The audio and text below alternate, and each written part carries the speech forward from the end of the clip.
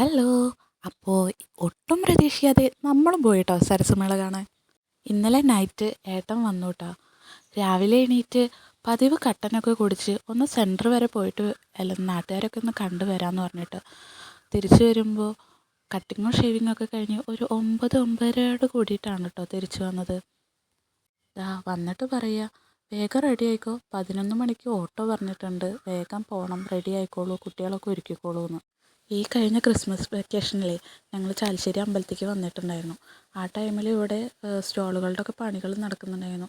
മാത്രമല്ല പോസ്റ്ററും കണ്ടായിരുന്നു. അന്നിങ്ങനെ വിചാരിച്ചു വരാൻ പറ്റുമോ എന്നൊക്കെ. എന്തായാലും ഫൈനലി നമ്മളിവിടെ എത്തിയിട്ടുണ്ട്. അപ്പോൾ ഇതാണ് എൻട്രൻസ് വരുന്നത് കേട്ടോ. ഇന്ന് സരസമേളയുടെ ലാസ്റ്റ് ഡേറ്റ് ആണ് കേട്ടോ. അപ്പോൾ അതുകൊണ്ട് തന്നെ രാവിലെ തന്നെ നല്ല തിരക്കുണ്ട്. ഞങ്ങളിപ്പോൾ ഏകദേശം ഒരു 12 മണിയോട് കൂടിയിട്ടാണ് ഞങ്ങളിവിടെ എത്തിയിരിക്കുന്നത്. ഞങ്ങളാരാ മക്കൾ 11 മണിക്ക് പറഞ്ഞ ഓട്ടോ നൈസായിട്ട് 11:30 എടുത്തു കേട്ടോ. വീട്ടിലെ പണികളും കുട്ടികളുടെ ഒരുക്കങ്ങളും ഇതൊക്കെ കഴിഞ്ഞ് വരുമ്പോൾ ആ ഒരു ടൈമായിന്നേ. അങ്ങനെ നമ്മൾ ഉള്ളിലേക്ക് കയറിയിട്ടാ. ഒരുപാട് സ്റ്റോളുകളൊക്കെ ഉണ്ട്, ഒരുപാട് സാധനങ്ങളും ഉണ്ട്.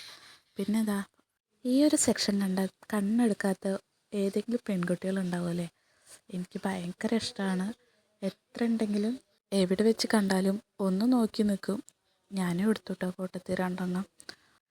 നല്ല നല്ല കളക്ഷൻസൊക്കെ ഒരുപാട് ഉണ്ടായി കാണും, പോയിട്ടുണ്ടാവും. ഇന്ന് ലാസ്റ്റ് ഡേറ്റ് ആണ് കേട്ടോ ഞങ്ങൾ ചെല്ലുന്നത്. എന്നിട്ട് പോലും നല്ല നല്ല കളക്ഷൻസ് ഇപ്പോഴും ഉണ്ട്. അപ്പോൾ ഫസ്റ്റ് ഡേയിൽ മുതലൊക്കെ വരുന്നവർക്ക് എത്ര നല്ല കളക്ഷൻസ് കിട്ടിക്കാണല്ലേ. ഞാനതിങ്ങനെ ആലോചിച്ചു. പിന്നെ കുറേ വെറൈറ്റി ആയിട്ടുള്ള സംഭവങ്ങളാണ് കേട്ടോ. എനിക്കിഷ്ടപ്പെട്ട കുറച്ച് സാധനങ്ങൾ മാത്രമാണ് ഞാൻ വീഡിയോയിൽ എടുത്തിട്ടുള്ളത്. ഇത് കൂടാതെ പലതരം സാധനങ്ങളുണ്ടായിരുന്നു. ഡ്രസ്സുകളിലൊക്കെ സ്റ്റോളുകളുണ്ടായിരുന്നു.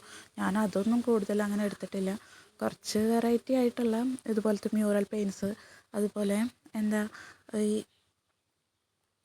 ചിരട്ട കൊണ്ടുള്ള പല ഐറ്റംസ്, ഡെക്കോർ ഐറ്റംസ് ആയാലും സ്പൂണ്, കയ്യിൽ, അങ്ങനത്തെ ഐറ്റംസ്.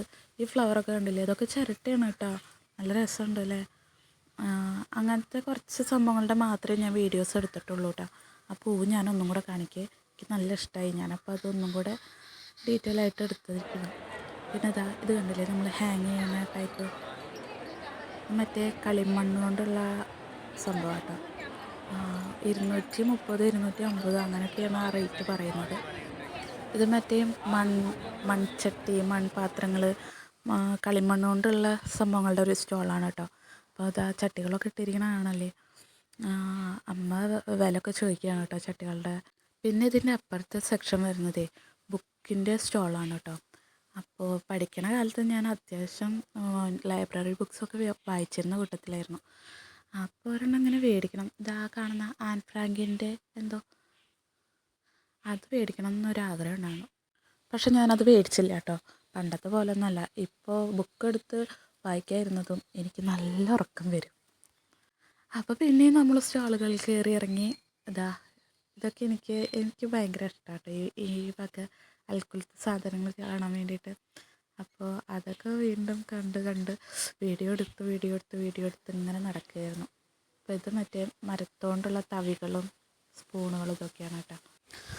നല്ല തിരക്കുണ്ടായിരുന്നു കേട്ടോ. അമ്മൂട്ടി പറയുകയാണേ, ഗുരുവായൂർ നന്ദഗോവിന്ദം ഭജൻസ് കാണാൻ പോയപ്പോൾ നല്ല തിരക്കുണ്ടായിരുന്നില്ലേ, അതുപോലെ തിരക്കുണ്ട്.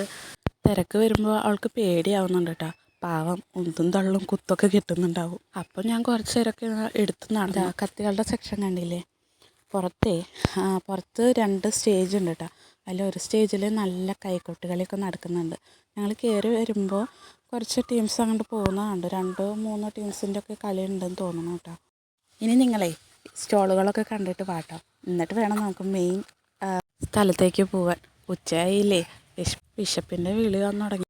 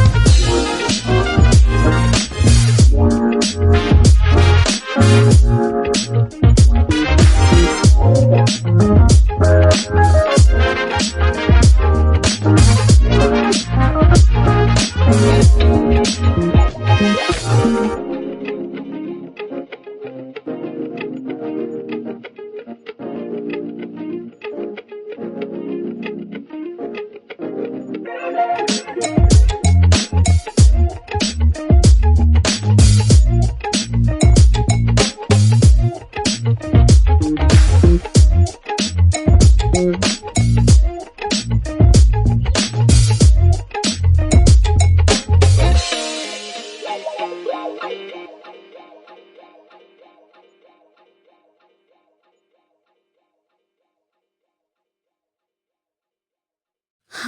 എല്ലാം കഴിഞ്ഞ് പുറത്തെത്തിയിട്ടാ. അമ്മുവിൻ്റെ ഹെയർ സ്റ്റൈൽ എങ്ങനെയുണ്ട്?